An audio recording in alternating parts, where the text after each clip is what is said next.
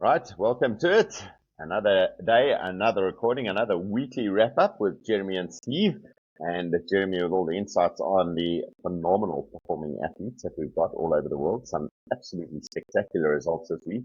And looking forward to some action happening. There's lots of tours still happening internationally and quite a few of our riders heading back overseas. And then some news Jeremy's got, wrapping it up, I think, more around opportunities of riders, moving around internationally. But before we get into all of that, Jeremy, morning, welcome. See, we are up in our game. Hey, check at us, hey, all nice and slick. Yo, where to next? Nice and slick, pre-recorded, and There we go. means we're going to take out some of the profanities that we add to these comments as we go. This, oh my word, did you really do that? Yeah, we'll clean it up, and no one will know that it actually happened. Well, listen, good little crit race you hosted yesterday. Thank you very much. I got to race in C batch again. Like it's for those listening, it's amazing what racing can do for you when you got a scenario that you can repeat and rely on. So in other words, the crit racing, same circuit, same direction, usually similar people, and you get to work on your weaknesses, race by race, event by event, and work up and get yourself better over time. And, for me personally, I've had this journey of the first one I went to the beginning of the year, I got lapped twice. And then the next one I got lapped once. And then I finished 7th or 8th, and then I finished 7th or 8th. And yesterday was the first time I actually got to participate in the racing. In other words, I didn't get, to the word, shut out the back. And it's keeping me focused and training. And it's what crit racing does for people. It really does give you that opportunity to be able to do those things. But yeah, again, some quality riders in that field. Yeah, it was a good day out. I will say this when we have a discussion pre or post any of these events. I love how there's more and more kids getting involved, more and more light kids getting involved to race in that environment. And it's a good place for children to race against kids their own age, so under 11, under 13, under 15, under 17. You're all racing with your peers on a controlled circuit. So as a parent, I wouldn't want to send Natalia out on the roads and say, okay, sweetheart, go 5Ks that way, 5Ks that way. That's no parent would want to do that. Whereas at a place like Lords, it's very controlled, nice safe roads, and you can see your kid come past every couple of laps, and your child is racing with their peers, which I think is good, and it'll breed a whole racing culture to come from this. And especially for those kids, they do see the older age kids there, and they model and copy them, and they also get comfortable with the people they're seeing week by week. As they see them, they don't feel shy about hanging onto the wheel. They know that's exactly what you're supposed to do. So we've got fast, hop on the back. When it's towards the back end of the field, it's not going to make a difference. Obviously, you're not going to do it on the front end of the field, but they get to learn all these things. So yeah, little high five to you, Jeremy, on another successfully run criterium. Next week, I believe we have something quite exciting and different happening on your side. Yeah, this is a discipline of the sport that we see on TV when you're watching all the big tours all over the world, and you see these guys roll out with their fancy helmets and bikes and skin suits that are costing more than what small cars do. Team time trials. This Sunday coming up at Lords Zoo again, we're going to run a team time trial. Teams will consist of 4 riders. Time is taken on the 3rd rider across the line. So we can have all male teams, all female teams, and mixed teams. And what's I think is quite special about this is on the day, all of the teams will ride on the same circuit. They will ride the same distance. So you can get a comparison. So if your local club, you guys or girls think that we are the best in Gauteng, okay, come right against the best, and let's see where you really peg yourself. But of course, it's friendly competition, and it creates a good community and a good racing environment. Yeah, definitely. I used to love team time trials when I was racing. I'm sure you did as well. That feeling when you get it right of how fast you can go. And but you've got to be working together, and you've got to be thinking, and it brings out probably some of the best skills that a rider can get, because it transfers across to your bunch racing skills as well. Knowing how to sit the wheel, knowing how to be patient, knowing how much work you should be doing so that you don't blow a gasket. And you don't cause damage to those riders in your team as well. So you're going to have to be careful there. I know my son's riding with the other under 15 boys, and two of them are similar level to my son, and one of them is head and shoulders above the rest at the moment. And the lesson for the strong one is he's going to have to do longer turns. He's going to have to take up bigger responsibilities. He's also going to have to measure his efforts, otherwise he's going to pop riders. And you pop a rider, that team's going to start to struggle, and you realize you lose 25% of your firepower when you drop a rider. Even if the rider's a little bit weaker, you're better off slowing down as a team than going flat out with three riders, because you're just going to end up firing everyone out.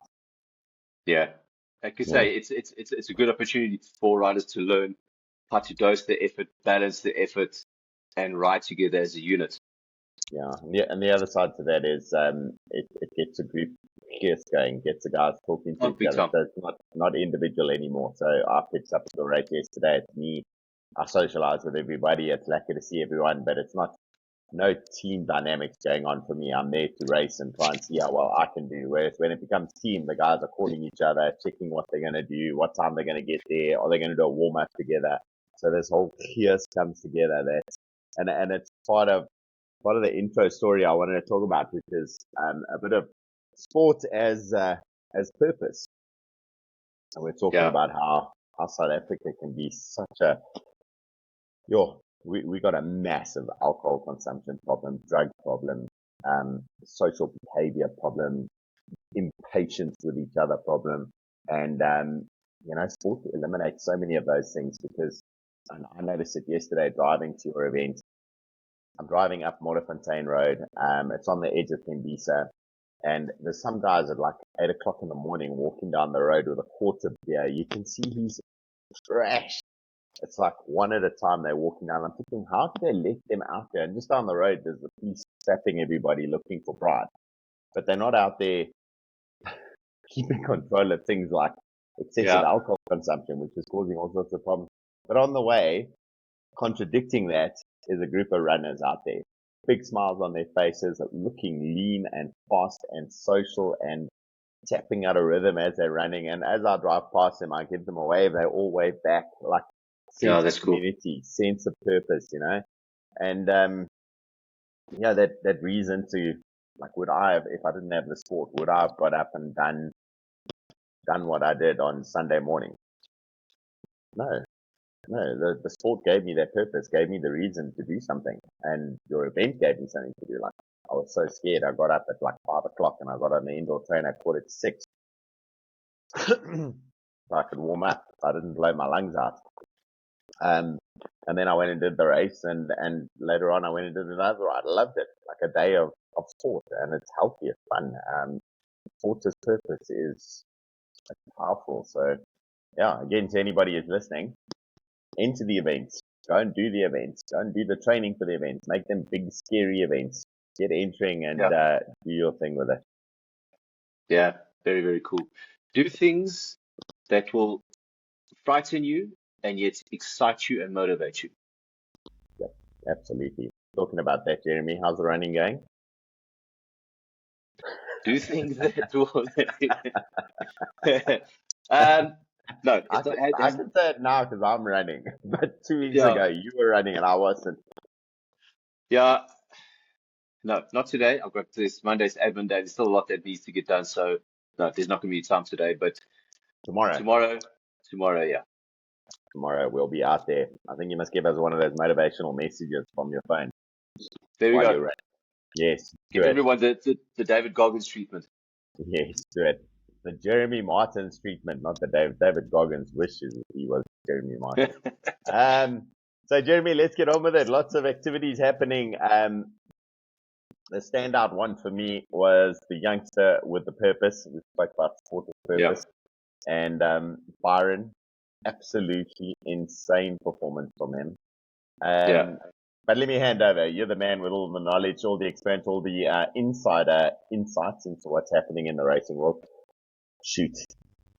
Yeah, unless you've been living under a rock, you would have noticed that yeah, Byron had a fantastic Tour of Portugal, one of the bigger stage races on the European calendar.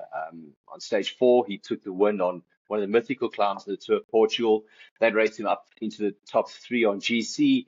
Then throughout the week, he slipped. I think it was stage seven, or was that stage eight from third to fourth, but it was always by like 1 second. Those top Yeah, places were so close. Yeah, then going into the time trial, which is the final stage, which was yesterday, it was all to go for. You were go from fourth to third to get on the podium at a grand tour. Well, not a grand tour, well, not yet. We'll get into a tour like that on the podium. Massive effort, and he delivered. I mean, I was watching the race here on my computer, and just the way I look at things, you could see when he started, he got on the bike and there was purpose, he was smooth. The rider who he was fighting for that podium place, he just didn't have that same smoothness and didn't have that efficiency on the bike. And when I saw the both of them when they rolled down the ramp and the road veered right, I was like, yeah, guys, we get this today. That the guy was in third before the end of the stage didn't seem to be on it. But Byron had the goods when it counted, and Byron, well done, really well done. and I think looking at it as well, he's got that purpose. His sisters fight for recovery, Jessie, Yeah, and that's we spoke about that sport for purpose. He's got a purpose, and the purpose is bigger than him, bigger than his suffering, bigger than his pain. He knows it's temporary. He knows what he's going through. It's for a bigger purpose, and yeah, if you have that big goal in mind, you can slay dragons, and she yeah, did that. I mean, Volta of Portugal is not it's not some pissy little tour. It's that no, those it's a big guys race. take it seriously. That's like one level below the Grand Tours is where that sits generally. And Yeah, it's a phenomenal event to do, and not only to get into one of the teams that does it, to then be fighting out, getting a stage win, and getting a podium finish at the end of it for Byron York. And then the organizers shared his story, and quite a few social media influencers in the cycling world did it as well. And it was amazing. He made it work. He took his opportunity, um, you saw when he took the stage win. I mean, he was in tears for a bit, and yeah, all that work that he had done, all that commitment, but all the exposure he's achieved for the cause of raising funds to help with the recovery process to Jesse has been phenomenal. So Byron, well done, buddy. You did it. You're on the road. yeah. Massive Keep result. working at it. Yeah. And I just hope from my side, I've always been the continuous bike fanboy. I hope that from this, something bigger can come for Byron in the sense that there's a lot of Spanish teams that were there. They were looking at Byron. He's always been knocking on the doors for the last couple of years, but never really had a result like this. So I just hope something bigger can come from this, and we can see him more and more on the world international stage. Yeah, I think he's made himself known now, that's for sure. And Yep. yeah, so like I say, looking at the other social media guys sharing the story, the number of views that it's got has been. By the way, I'll link that social media at the bottom of this one. It's Burgess and his bike. It's like hundreds of thousands of views on it.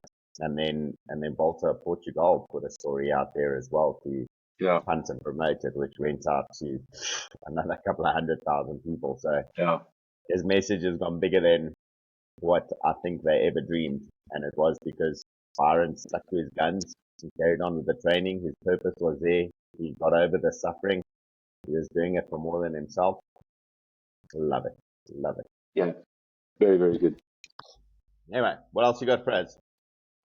So, as we always like to do, start off with our racing ladies. Ashleigh Moolman Pasio doing Ashleigh Moolman Pasio things yesterday at the Tour of Romandie. Um, yeah, in the break on stage three, the last stage, having a go at those King of the Mountains points.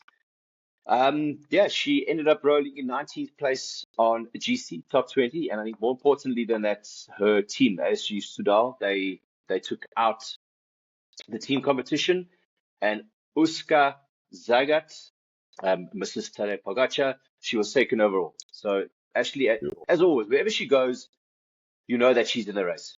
She's not Yeah, just a number or cannon fodder. Yeah, to herself proud again at the Tour of Romandie. yeah. 19 Very, very TC good. could, and also still part of that recovery process for her. She's building herself back into that top end of the sport again. Yeah, very, very good. Um, our keeping with our ladies, Tiffany Keep and Sonara Grove. Last week they actually raced a couple of races together. On Friday, the GP Yvonne Reinders. Tiffany was in the winning move in the break, and then 25 k's out had an accident, so that eliminated a top result for her, but she still managed to finish the race. And then in the sprint to the line, Sonara came in at 16th place. That's a good result for our two ladies. Tiffany, Tiffany keep things not sitting around waiting, getting stuck into the race and doing herself proud of Sonara in the sprint. She was right there in the mix. And then both of them are going to be racing tomorrow in Belgium, the Egmont Classic, one of the bigger one-day women races. So yeah, the two of our women will be representing South Africa tomorrow in Belgium. Nice. We'll see if we can pick up any live feeds on that one. Always difficult to try and pick up these live feeds. Generally, you got to go and find the website of the race and then go and see what social media has been punted from there. Sometimes you Yeah. can pick up the live feed, sometimes it's not there.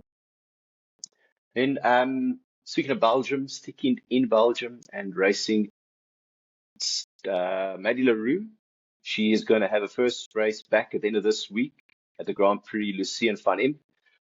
After her crash, she's been training and getting ready, building puzzles. Yeah, lucky to see her back on the racing line. And it's the back end of the season. We said it a few months back when she had a big crash. Every cloud has a silver lining. So yeah, Yep. hopefully she can come back red hot and hungry for a good result.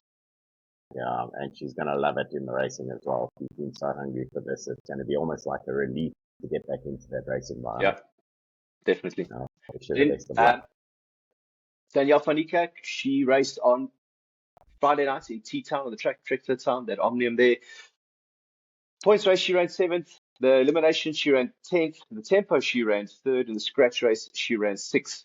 But on Saturday morning, I actually, when I was going over the results, I picked up something there. And the winner of this event was a woman from New Zealand. That was Byron. And with a name like Buerta, that does not sound from New Zealand or from Australia or from England. I've been doing a bit of digging around and scratching, and yes, she does have strong roots to South Africa. And once I got all my ducks in a row and finals, we can have a chat about her. But the main point is that people that do come from this country, do come from this land, do have talent. She's multiple Olympian, multiple Commonwealth Games medalist, Olympic medalist. She's getting to the right system. She's done what she's done. So the people from South Africa that come from here, we do have what it takes. And what was the results there? I'm just going to write them in for the omnium for Danielle.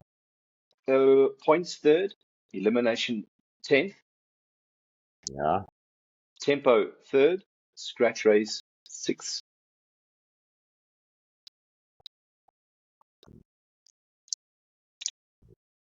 Of the omnium. I love omnium racing. Yeah, very lekker. Omnium. Then we jump over to our elite racing men. Ryan Gibbons was racing the Tour of Denmark. As always, an integral part of the leader train for Mads Pedersen. Fortunately, had a bit of a crash on stage 2 or 3. Luckily, didn't bang himself up too much, but just enough to lose skin and bang yourself up. So that race finished yesterday. Mads Pedersen, yeah, too strong. He won that race quite convincingly, and the Lead Track boys took control of that race. Mark, so he was part of that team structure, team man again. And it's amazing because he does a lot of work for that team. He's always out there making sure he does his job. We talk about it every week, how important it is to be a team player. You work way more as a team player. Yeah. And a team player can be a race winner, but 90% of the teams are made up of guys who are not race winners. They are supporters of the race winner. And Ryan's just one of those absolute rock stars. I've known exactly what it takes. We're actually talking about SA Champs 2 years ago and how he controlled things there, knowing that he knows how to lead a race as well. I mean, Yeah. he absolutely took control of that SA Champ 2 years ago. Um, he delivered on it as well. He organized a team around him, and he handed out instructions and controlled things just like I suppose he does that for the riders who've got to win races. He makes calls and controls things as needed. Yeah, and on that day, on the easier part of the circuit, well, the race for the day, the race worked out in such a way that the break went away really early on in the race, and as they being the race, entered the Suikerbos Nature Reserve, he had ridden across solo from the chasing group to the front split. Yeah, Yep. strongest man on the day by far. I mean, to ride across a gap like that solo, oof, he was in good Yeah. shape, very good shape. Yeah. But listen, the teamwork of the other guys who helped him through that role definitely made it a little bit easier. We spoke about last year's SA champs, and I think seemed to turn a little bit negative when they realized it wasn't like, why do the pacing? Everyone's just going to sit my wheel, as opposed to, could I line up a few riders to help me pace? And that's part of the logic and tactics of thinking. You've got to think about this. You've got to have your team players there. It's not. I'm going to say that Alan Havley, Stefan De Bod, they lost the SA champs because they didn't have team players to help them. They didn't have people willing to sit there on the front and sacrifice their race for them to close the gap on the breakaway. To be a race winner, you need to have a multitude of skills. It's not all physical and smash. You need to be able to work within the confines of the race. And yep. Yeah, teamwork required. Yeah, he does team exactly. players in there. Anyway, okay, so Ryan Gibbons there, Tour of Denmark. We're going to have to see. I believe that some news might be coming out about Ryan at some stage, but we don't know what that is at the moment. We'll keep you guys updated as we hear things. Yeah. Then Stefan De Bod, he is back in Spain. He's getting ready to race again towards the back end of this month, heading over towards Eastern Europe or Southeastern Europe, Turkey. Yeah, got some races coming up there for him. Then Morne van Niekerk, our French pro regular guy that we talk about, he's actually starting to race on the 19th, which is tomorrow. The Tour de Limousin. 4 stages. Yeah, big race in France. A lot of the World Tour teams are lining up for that. And I'm sure we will speak about him because Morne van Niekerk, he's not going to sit around and wait for the race to happen. Same thing as what Tiffany does. Don't sit there and wait. Just go make the race happen. Yeah. Okay, so he's lining up at Tour Limousin at France. Stefan De Bod getting ready for Turkey. Then next up, let's jump straight to this. Pedri Crause. He's actually landed himself a very, very big opportunity here. He's going to be lining up with the World Cycling Centre for a team for the Tour de l'Avenir. That's essentially the baby Tour de France. And it's a great opportunity, a great platform to showcase yourself because the scouts are there, the teams are there. If you can deliver on a stage result, B, a solid performance, you put your name up there in the lights. And really hoping Pedri can do something with this. He's had a good year so far. And I think if he can build on that and get notes to the Tour de l'Avenir, that could be an opportunity to get himself into the higher levels of world cycling. Sure, definitely. That'll be a big one for him. He's had some great performances throughout the year so far as well. Second half of the season, we're waiting for seeing him lighting things up again. And I think he's definitely got notice so far. He's not going to be someone arriving there with like zero experience. He knows how to handle things. Yeah, then the fact that the World Cycling Centre, they put a team together and they've identified him, that just goes to show that people are watching and they are noticing. And it's good enough for them to select him. I'd say that's a very good thing for him. Yeah, no, it's brilliant. Well done, Pedri. Then let's stay in France. Blaine Kick, another one of our regulars on this video that we do. He's got quite a busy weekend. He's racing straight Saturday, raced yesterday and he's racing again today. Yesterday at the GP Saint-Souple, he rolled in at 51st place. What I find interesting about this was that there was 100 starters, 68 finishes. That means not even 70% of the field is finishing the race, which just goes to show the different approach to racing. When the racing, of course, the racing is hard, but what a lot of guys will do is, if you know you're racing 3 days in a row and you get to day 2 and you're having a bad day, off day, or whatever it is, there's not always not point absolutely flogging yourself to death so that day 2 you're not going to be able to deliver the goods and deliver on team orders. So yeah, Blaine, I suspect does not fall into that category because he finished the race, knowing full well that he's going to be racing again today. And again, another one of those riders. He's had a couple of good results, and yeah, he's going to keep on going, putting his name up there, and hopefully be snapped up by one of the bigger teams where he's riding at now. And yeah, pursue his career further in 2026 in France.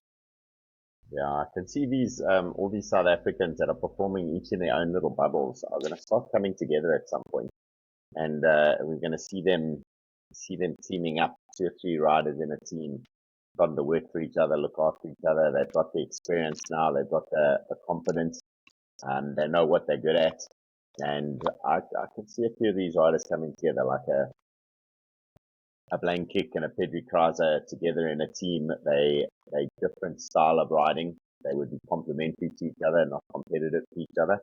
And definitely something I would watch out for in the future. It would be cool if we did see it.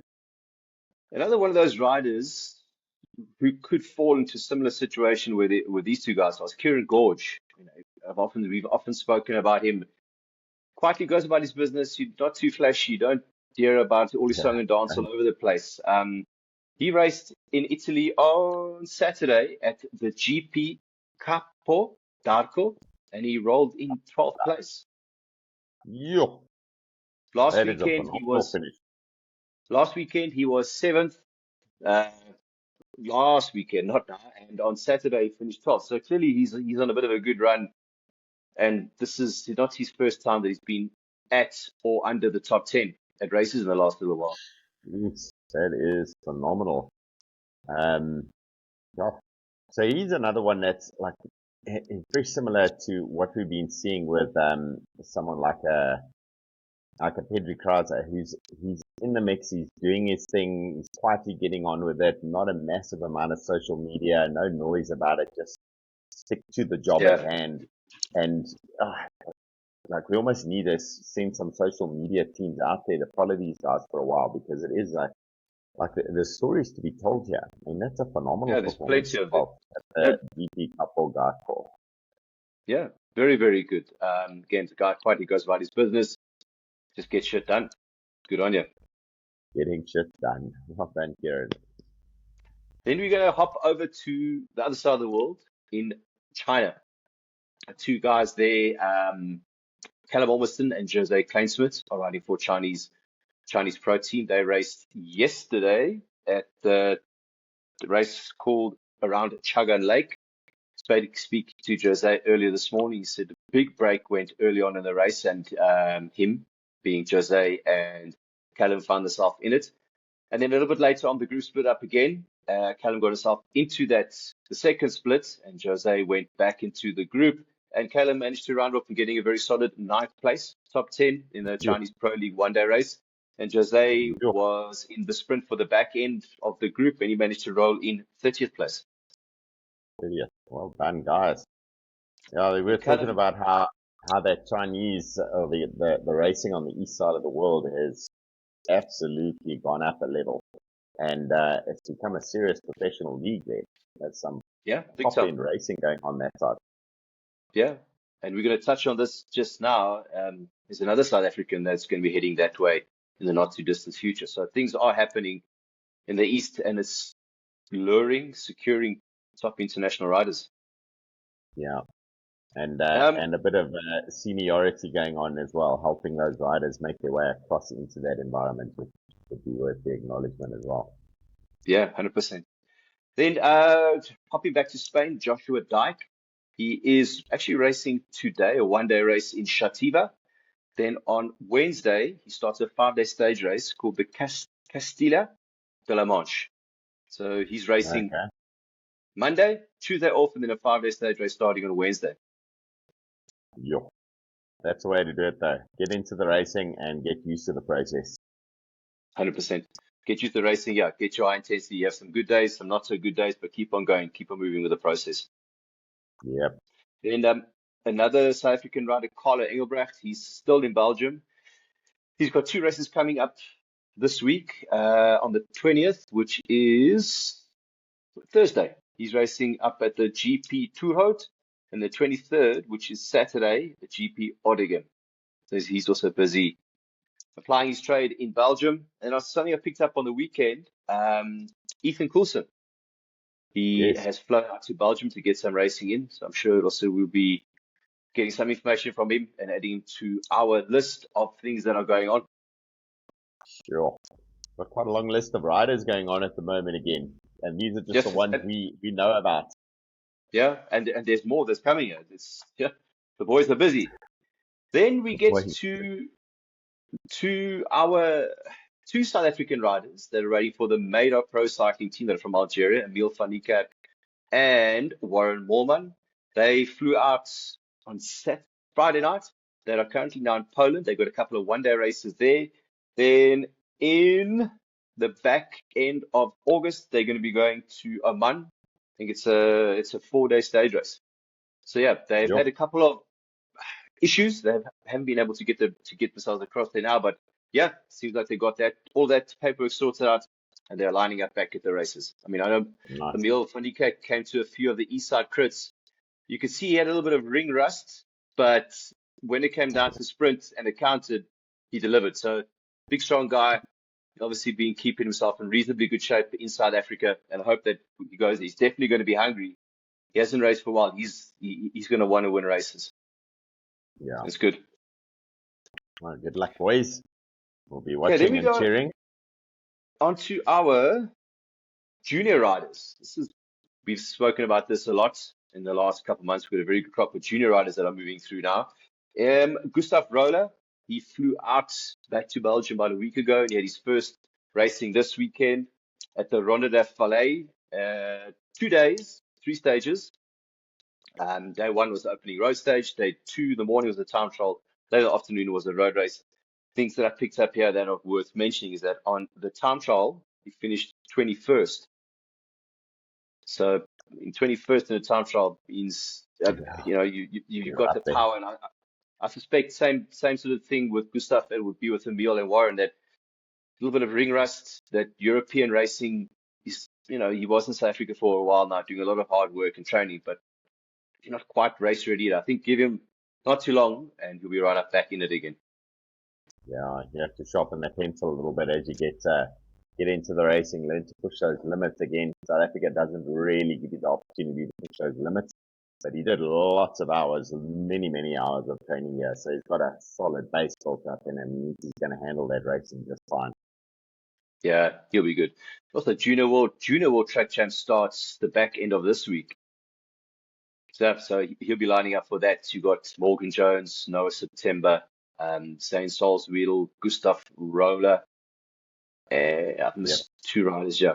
But yeah, those guys are getting ready. Junior World Track Champs is in Apeldoorn in Holland. Yeah, the boys will be lining up for that. And hopefully they can build on what they did last year. I mean, I've spoken about this a lot. That Reese Burrell rolled in 9th place in the points race at Junior World Track Championships. I mean, top 10 at World Champs. That's a massive result. Huge result. Yeah, no, it is phenomenal. And I think the level of experience these riders have, the years of that experience as well is definitely going to pay off. They're coming in as the seniors in there. And Gustav Rolle is now considered a senior in that environment. So he's going to be there bossing his way around the racing. Yeah. Hopefully in the coming days, we'll have to do a quick emergency meeting and a video to discuss top 10, top 5, podium results, what the boys have achieved there. That would be awesome. Really, really awesome. Maybe we need to do a daily little wrap up of the track racing and a little bit of a summary. We can get hold of Mark Lowe. If you want to, he's going to be team manager, I believe. Yeah. For the track guys, we'll get hold of Mark Lowe and let's see what he can give us on the daily updates. See if we can chat to a few of the riders as it goes through. Whether it's you doing it or me doing it or us doing it, we'll figure it out. Yeah. Then our Bulgarian, South African, Bulgarian, all depends how you want to look at it. Nicholas van der Merwe. He, of course, quietly went about this. I had to go do a little bit of research. I saw last week, Thursday and Friday, he raced the part of the Nations Cup, the Hungarian League.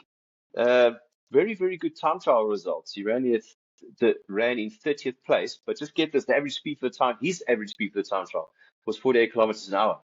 That's pretty damn quick. That very, is very fast. Flying. Yeah. And that's did you say 48 kilometer an hour average? Yeah.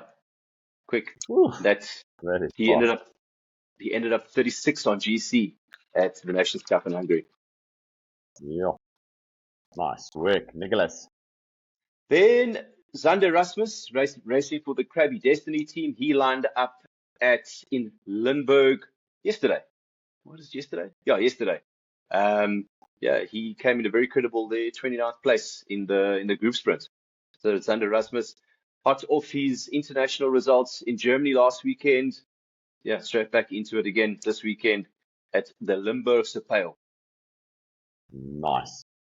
Limburg is Germany. No, the border of Holland and Germany. Yeah. Holland. There we go. Then So much information. Then Carter Barnes, he hasn't raced last week. He's got quite a busy little block coming up. This week he's racing the Vuelta Galicia. It's again a 2-day, 3-stage race. Then the week after that, so next week, he's racing the Junior Tour of Portugal. Hopefully Byron's accomplishments there can help to motivate and inspire him to hopefully emulate a podium placing. Yeah, I saw on his social media, he was saying he's had a solid little week of training where he's just focused on getting the training he needs done, and he's ready to race. So we should be seeing some good results coming out as well. Yeah, look forward to that. Then our current South African junior road race champion, Matthew Horter, he raced yesterday at the GP Valkenburg. I was chatting to him on Saturday morning, and he's giving me a description of the race. I mean, you and I will know this, that in Holland, it's a lot of circuit races. So he's saying there are 3 big loops and then 2 smaller loops, 110 Ks with 1,600 meters of climbing. And a usual point of reference, the ride Joburg is 97 Ks with 1,100 meters of climbing. So this was a little bit longer and about nearly 50% more climbing. So yeah, that's a hard race. Yeah, it is. It's quite a thing when you got more climbing though. It does change the dynamics of the race a little bit. And the guys still attack hard. You'll get those that are attacking to get away, and you'll get those who are hiding, trying to wait for the climb, and then they'll make their attacks. And none of that racing is ever smooth racing on a climb. Those guys, it's like someone pulled the pin on a hand grenade, and there's explosions going off all over the place. It's crazy how aggressive they are on the climb. Where what you see in South Africa, generally it's settled down a little bit more in the climbs. You know, the guys settle down, do their thing, put their power down, and off they go. There, it's like, you think, how the hell do they keep that power down? They can't, and they actually can't. They just go so hard to try and get rid of everyone. And once they've done that, then they try and figure out how to survive it. Yeah, junior racing for you. Yeah, but yeah, Matthew, he rolled in at 35th place yesterday. So he's starting to he's been racing there for, I think, his second season now. He's starting to understand how the racing works. He knows about positioning, knows about placing. Yeah, good result. Yeah, well done, Matthew. Good kid, that one. Then 2 things here, are racing related, but I picked up that the 2025 Cape Town Cycle Tour champion, Tyler Lange. This is very interesting. He's actually going to be signed up as a stagiaire for Team China Glory, the team that Billy Smith rides for. And he has his first race with them in 2 weeks' time, the Tour of Shanghai. It's nice to see that So he's we will also have heading off to the east as well. yeah, Team China Glory. They've actually got a pretty balanced, nice racing circuit. They do a lot of racing in Europe. There's also quite a lot on the Asian circuit. So another one of the South African riders looking at this Asian circuit and going, this is a good thing to follow. Yeah, well done, Tyler. And stepping into the shoes of his dad, a phenomenal race winner in South Africa 25, 30 years ago. And yeah, he's got some big wins here in South Africa already. I remember Yeah. Tyler, I think it was one of the Twitter rides for Ride Joburg back in the day when it was called Cycle Challenge. And Malcolm was riding, and Tyler was there on a 24-inch Pinarello road bike. Tiny little kid on a tiny little bike, and everyone's going, "Oh, that's so cute." No, he's not so cute. No, he's pretty dangerous on a bike because he's flipping fast. And anyone takes him to the line, they know they're going to be in a little bit of trouble because he's confident on that sprint. Yeah, he was very, very good. Part of the Cape Town Cycle Tour winner, winner of the Neisner Festival. Won that also about a month ago. Yeah, did a really, really good season. Yeah, And I'm glad to see that a rider of his stature when he's down in South Africa is pursuing the option of going to go race for the team that's going to be racing a lot in Europe and a lot in Asia. I think it's a good balance, and it's a very good way to start. Yeah, and Billy Smith seems to be doing a good job over there as one of the seniors, just giving those guys a bit of direction. Obviously opening the eyes to the team selectors as well to these South Africans. Yeah. Very, very lucky that doors are being opened and opportunities are being created. Very cool. Yeah. Cool. Speaking So of good luck, Tyler. Speaking of open doors and opportunities that are being created, George Hincapie, the former teammate of Lance Armstrong, established pro, bit of a checkered past, but yeah, his son Enzo Hincapie is racing and performing really well. I remember watching, when was it, the E3 Herelbecker race, where Josh Johnson was doing a fantastic job. And I saw lots of images and videos, and Josh Johnson was going head to head with Enzo Hincapie.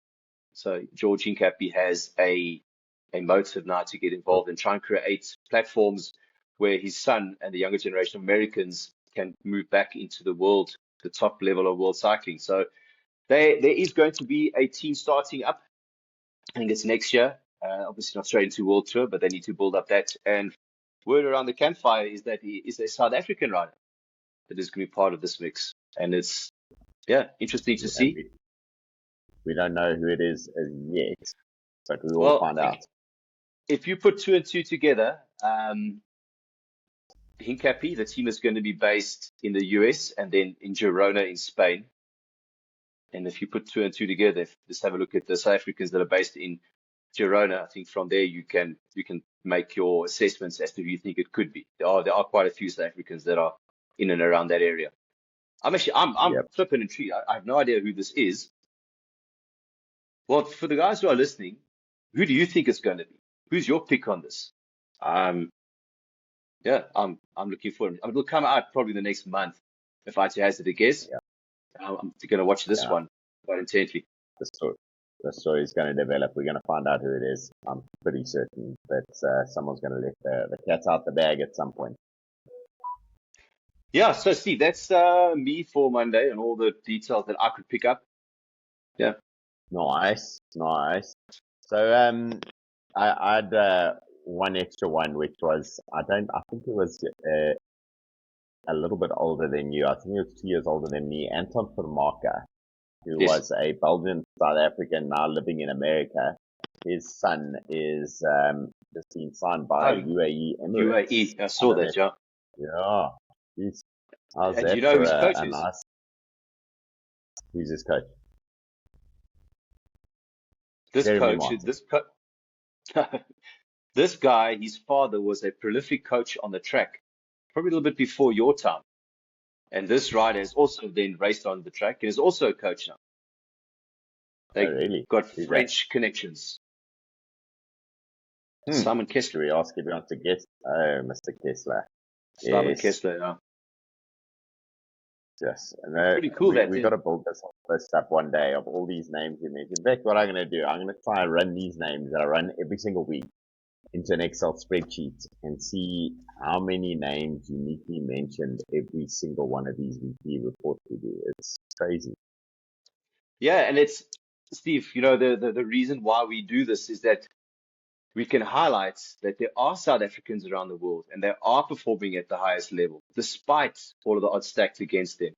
South Africa is a Yep. very resilient nation, even though we got a club this weekend across the board in a couple of sports. But the guys and girls are out there, they are doing it, they are trying hard, and they are excelling. You know, when you're opening, one of our opening comments here was, oh man, I forget her first name, Miss Puerta. She comes from South Yes. Africa, and we do have the Byron. genetics, yeah. Byron, that's the one. So Yeah. the guys and girls are doing it on their own, very limited backing. Yep. The guys are finding a way, They got and resilient. the Yeah. guys and girls are They doing keep things. Yeah, No, we are a they very get resilient this. nation. Absolutely. And coming up events, you mentioned the UCI Junior Track World Champs from the 20th to the 24th, sorry, in Apeldoorn, Netherlands. And we'll try and get some updates from Mark and the rest of the crew. I'm going to chase up on Mark about that. Maybe chat to the on-track guys as well. We'll see what information we can get for you. Vuelta a España, running from the 23rd of August to the 14th of September, the third of the big grand tours. And then World Champs at Kigali is getting closer and closer. That's 21 to 28th of September. 5 weeks. And I see the guys are prepping for that as well. In between, we've got World Champs mountain biking also happening in the next little while. I'll be doing a catch up with Jason tomorrow. And yeah, that's all the activity on the mountain biking side. All we've done is touch on the road racing side and maybe a little bit of track racing. But yeah, there's so much happening out there, and we've got some South Africans participating. Quite a long list of South Africans participating in that World Champ of the mountain biking side across gravity, XCC, XCO, enduro. So I'll wish you those guys the best of luck. But quite a busy period coming up. Lots of high intensity racing and lots to go for as well. Jeremy, I think that's about it from our side, huh? Yep. All good.